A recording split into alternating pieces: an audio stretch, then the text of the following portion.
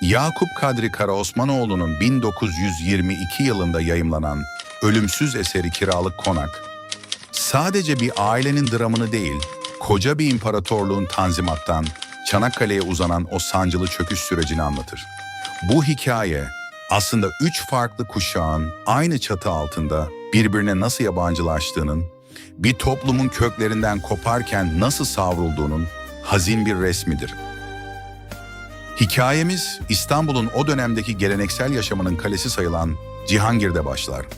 Sahne devasa ve görkemli bir konaktır. Ancak bu konak bildiğimiz binalardan değildir. O, Osmanlı'nın son dönemindeki toplumsal yapının ete kemiğe bürünmüş halidir.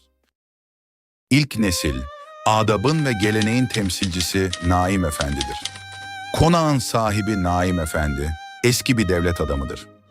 O, Osmanlı'nın son döneminde yetişmiş vakur, dürüst ve ince ruhlu bir beyefendidir. Onun dünyasında her şeyin bir ölçüsü, bir nezaketi vardır. Naim Efendi için bu konak, namusun, geleneğin ve huzurun sığınağıdır. Fakat bu huzur, eşi Nefise Hanım'ın ölümüyle çatırdamaya başlar. Çünkü konakta artık o eski dengeyi, o birleştirici ruhu koruyacak kimse kalmamıştır. Naim Efendi'nin kızı Sekine Hanım, son derece silik ve iradesiz bir kadındır. Evin yönetimindeki bu boşluğu ise damadı Servet Bey doldurur. İşte çatışma tam burada, evin mutfağından salonuna kadar her köşede filizlenmeye başlar. İkinci nesili, kimliksiz bir modernlik arayışı içinde olan Servet Bey temsil eder. Servet Bey, Türk edebiyatındaki yanlış batılılaşma figürünün en keskin örneklerinden biridir. Onun için modernleşmek, kendi kültüründen nefret etmek, Alaturka olan her şeyi aşağılamak ve Batı'nın sadece şekilsel şatafatına öykünmektir. Servet Bey, Türk adetlerini gericilik olarak görür. Tek hayali, Beyoğlu'nun o ışıltılı Avrupa'yı hayatına dahil olmaktır. Onun bu tavrı, konağın o ağırbaşlı havasını yavaş yavaş zehirler. Artık bu ev, Naim Efendi'nin huzur bulduğu bir yer değil, damadının yabancı hayallerinin sahnesi haline gelmiştir. Üçüncü nesil, köksüzlüğün zirvesi Seniha'dır. Bu ailedeki asıl büyük yıkım, torun Seniha ile gelir. Seniha, yeni kuşağın en uç, en dizginlenemez örneğidir. Dedesi Naim Efendi geçmişi, babası Servet Bey taklitçiliği temsil ederken, Seniha tamamen köksüzlüğü temsil eder. O ne dedesinin ahlak kurallarını anlar, ne de babasının yüzeysel modernliğiyle yetinir. Seniha için hayat sadece bir tüketim ve eğlence alanıdır. Konağın salonlarında düzenlediği çay günleri, aslında onun kurmaya çalıştığı o sahte ve yapay dünyanın provasıdır. Piyano sesleri, Fransızca cümleler ve Avrupa modasıyla bezenmiş bu toplantılar, Naim Efendi'nin sessiz dünyasını paramparça eder. Seniha, özgürlüğü sadece sınırları aşmak sanan, içindeki büyük boşluğu sürekli yeni heyecanlarla doldurmaya çalışan trajik bir karakterdir. Aşkın ve hırsın pençesinde iki farklı karakter, Hakkı Celis ve Faik Bey'dir. Bu ortamda Seniha'nın etrafında dönen iki farklı dünya vardır. Hakkı Celis ve Faik Bey. Hakkı Celis, naif, şiir tutkunu ve romantik bir gençtir. Seniha'ya olan aşkı o kadar derindir ki, bu aşk onu adeta kör eder. Ancak Seniha'nın gözünde Hakkı Celis, sıkıcı ve modası geçmiş biridir. Seniha derinlik değil, yüzeydeki parıltıyı aramaktadır. İşte bu parıltıyı ona Faik Bey sunar. Faik Bey, Avrupa görmüş kumarbaz, sorumsuz ve ahlaki hiçbir kaygısı olmayan bir tiptir.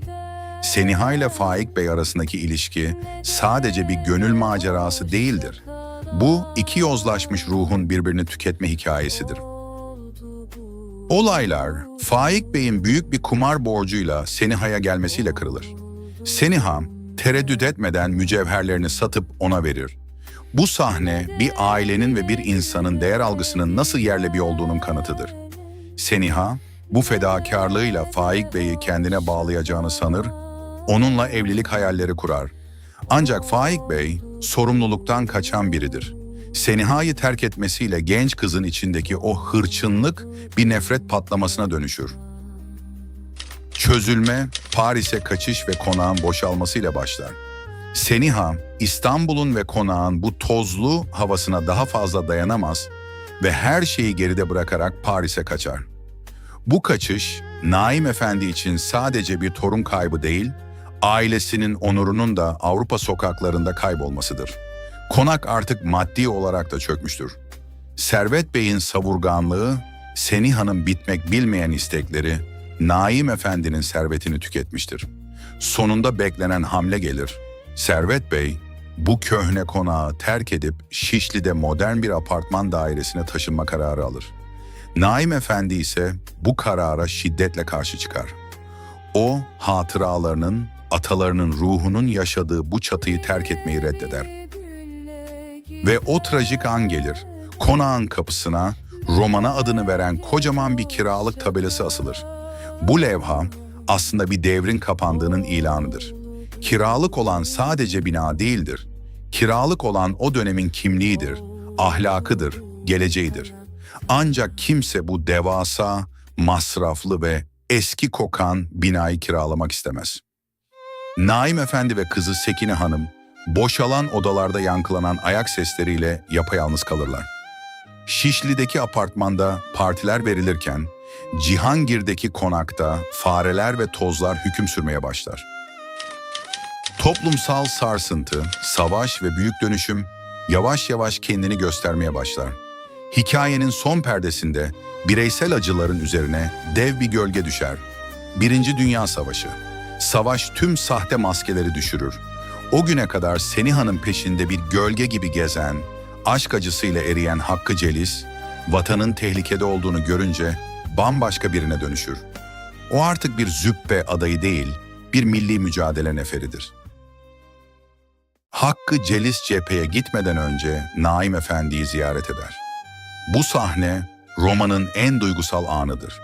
Geçmişi temsil eden Naim Efendi ile geleceğin umudunu temsil eden Hakkı Celis, birbirlerinin gözlerinde aynı hüznü ve aynı vatan sevgisini görürler. Hakkı Celis, Çanakkale'de şehit düşer.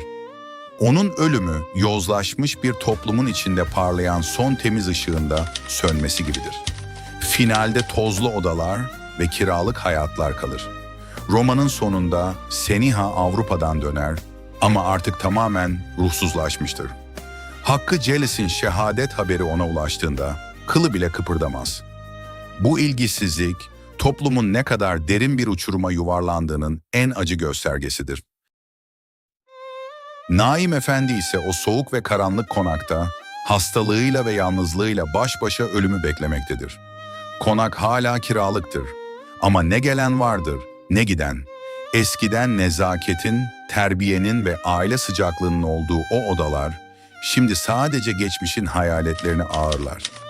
Yakup Kadri Karaosmanoğlu 1922 yılında realizmin gücüyle bize şunu haykırır. Bir toplum eğer kendi köklerini eski diyerek kesip atarsa yeni kurduğu hayat sadece kiralık bir ev kadar geçici olur. Naim Efendi'nin trajedisi aslında koca bir imparatorluğun sessiz sedasız yok oluşudur. Seniha gibi gençler Batı'yı taklit ederken karakterlerini, Servet Beyler lüks peşinde koşarken onurlarını kaybetmişlerdir. Hakkı Celis'in şehadeti ise bu yozlaşmışlığın içinde tek onurlu çıkış yolu olarak kalır. Kiralık konak bize değişimin kaçınılmaz olduğunu ama köklerinden kopan bir değişimin insanı özgürleştirmediğini, aksine korkunç bir boşluğa sürüklediğini gösterir. Bugün bile o boşluğun yankılarını toplumun farklı köşelerinde duymak mümkündür. Yakup Kadri bu eseriyle aslında bir sosyal röntgen çekmiştir. Konak yıkılırken imparatorluk, değerler yozlaşırken insanlık elden gitmektedir.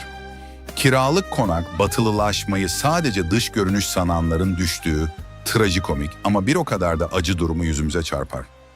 Eğer bu analiz ve özet hoşunuza gittiyse, Türk Edebiyatı'nın diğer köşe taşlarını incelediğim videolarıma da göz atabilirsiniz. Kanala abone olarak bu edebi keşif yolculuğuna ortak olmayı unutmayın. Kendinize ve kitaplarınıza iyi bakın.